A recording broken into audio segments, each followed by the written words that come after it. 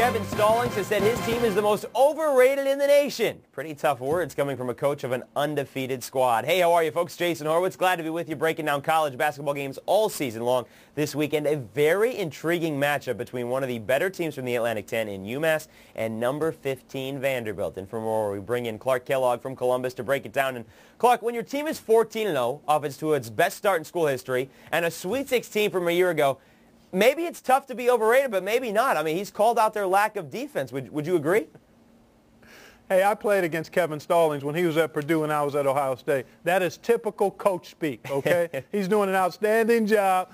Clearly, there may be some chinks in their armor defensively, but they are a tremendous offensive team that has a nice balance of playmakers and guys who execute well, and they've got good experience. So I'm going to say that Kevin is overstating things a bit. Well, maybe not completely, though, because a player on Iona earlier this week, a team that lost to Vandy by 24, said the Commodores' defense wasn't tough at all and that the Gales could get any shot they wanted. So maybe he's not overstating it that much. But here comes UMass to Nashville, a team that's in the top 15 in the nation in scoring. They can score with Vanderbilt. Will this be maybe the most exciting game of the weekend because of the styles of play?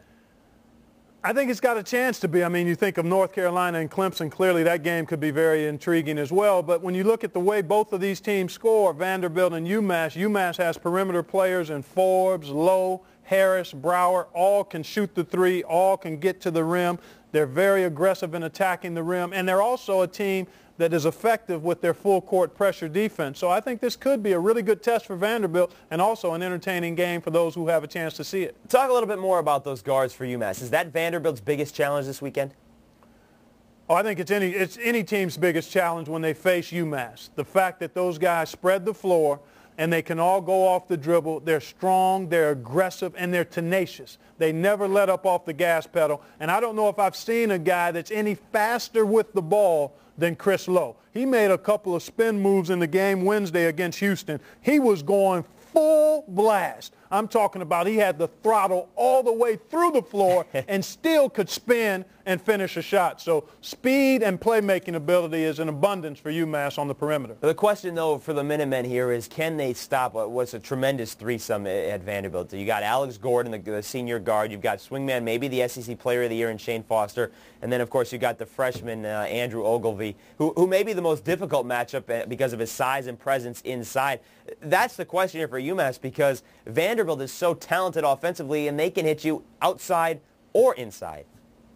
Yeah, I love their balance, and I love the way they execute. I saw them beat DePaul in overtime in a game they trailed by mid-double digits with about 15 minutes to go, and the execution was superb. And that's what they do. They really run their sets. They get the ball to the right person at the right time, and they're shot makers. So I think this could be a very entertaining game offensively. Which team can resist from the defensive standpoint? I give UMass a bit of an edge with their pressure, and I think that'll give them a chance to maybe pull an upset on the road. And which team maybe can hang on to the ball. So it's got a chance to pull the upset, but will you take the Minutemen to beat the Commodores? Well, I'm going to go with UMass because they'll play with the chip. Travis Ford has done a tremendous job in how he's gotten his team to play at both ends of the floor. And I just don't think there are going to be a lot of unbeaten teams left when this weekend is over. I think we're at 6 right now as we speak, and I think that number is going to get whittled in half before long. So I'm going with UMass. 6 taping this on Thursday. We'll see how that plays when they play off. Of course, you've called for North Carolina to fall to Clemson as well, so that would be another one off the board. UMass would be a very good win for them. They've already won at Syracuse. This would just add to it. All right, Clark, thank you very much, sir. We'll break down the game of the week in the MAC, also here on CBSSports.com. Stay right there, buddy. Folks, the Minutemen and the Commodores tip it off at 4 p.m. Eastern on Saturday afternoon. And for more on this or any other matchup in the top 25, be sure to stay with CBSSports.com and check out In the Paint with Bill Raftery, as well as all the other previews with Clark Kellogg all over the CBS Audience Network. I'm Jason Horowitz. Take care.